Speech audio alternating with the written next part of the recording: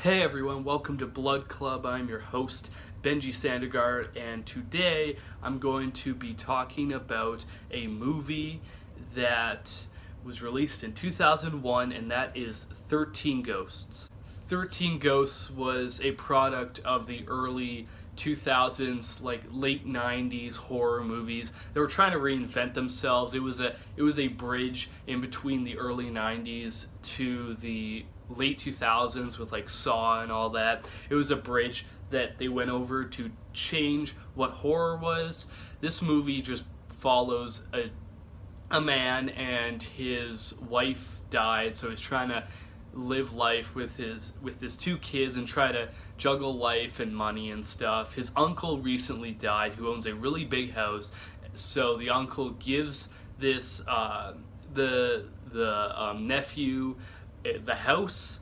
So they go and try to move in the house, and they meet a guy who's played by Matthew Lillard, and he used to hunt ghosts with the uncle, and he tells them that they should leave the house because there are ghosts in the basement.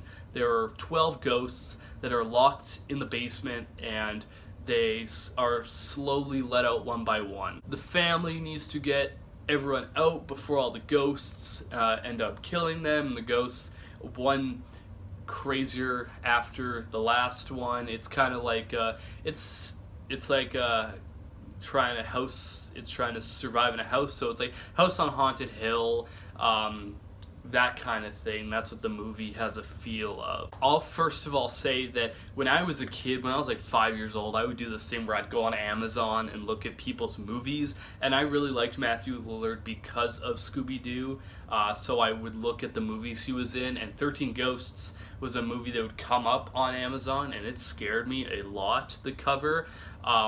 Despite the cover being actually really kind of creepy, the movie isn't that scary.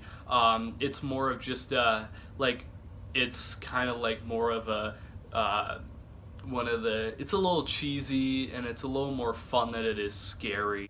The best acting is definitely Matthew Lillard. He put 110% into his character, like he always does, so I have to give him that crowning achievement of being the best actor in this movie. But everyone else in this movie, I feel like they were just phoning it in for a paycheck. Even the main actor, he didn't put his all into it. I feel like everyone could have done a little bit better acting wise, except for Matthew Lillard, because everyone just felt like generic and stuff. There was nothing new about them. Their acting,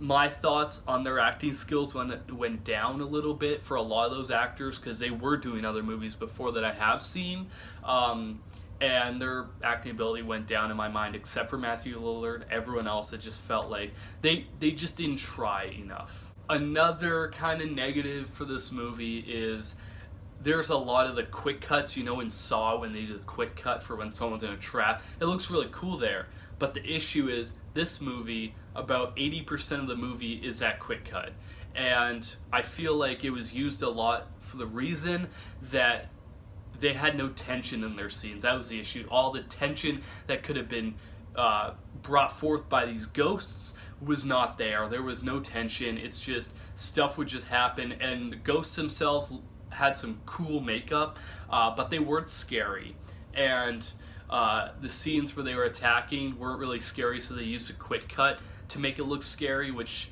I don't think this is the best use I've seen of quick cuts. I think Saw did it better, and that creeped me out, but this way that they did it, it wasn't as scary, and that's one of the other negatives I felt for this movie. The positives, though, there is definitely Matthew Lillard was a great actor. The story was very, very, very interesting story. It's just they didn't focus the right parts into the movie.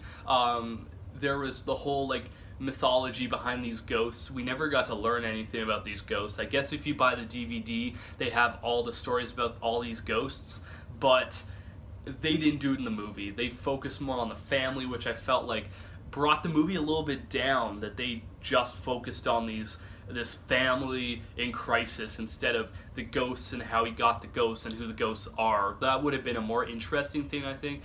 And also, if they would have made Matthew Lillard the main focus of the movie, and then the family just comes in and they're like secondary, and if he was the main focus of the movie, I feel like he could have carried the whole movie. But the issue is they put all the carrying weight on people who I feel like they weren't ready to carry their own movie.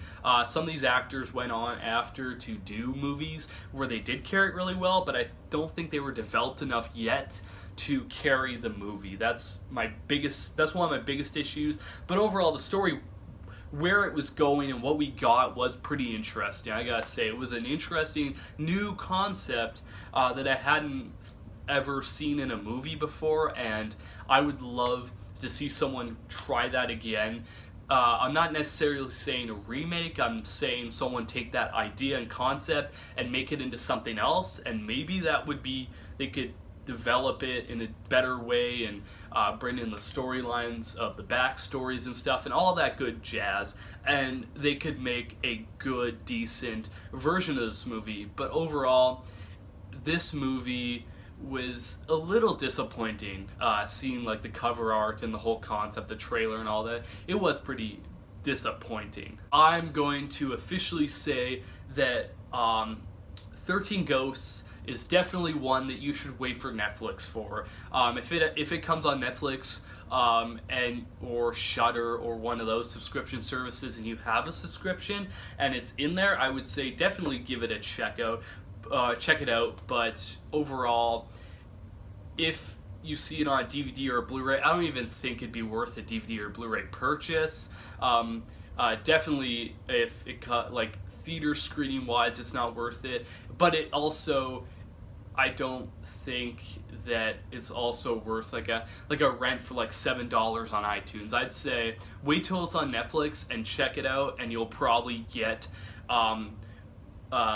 worth out of it if you wait till Netflix. Thanks for watching. Stay tuned for more videos. I got a few packages coming in the mail, one from a horror subscription service, so I'll do a video about that, and that'll be a fun video to do. Stay tuned for reviews on movies like Hereditary, Unsane, Upgrade hopefully soon, The New Strangers, some older movies. I did a poll on Facebook, and it looks like next week I might be reviewing Friday the 13th, or if the stuff changes, Sleepaway Camp. So stay tuned for those reviews and those extra fun videos, because this is a fun genre, horror, so I'm going to do videos all about it, and just fill this channel with horror awesomeness. So stay tuned for that, and thanks for watching.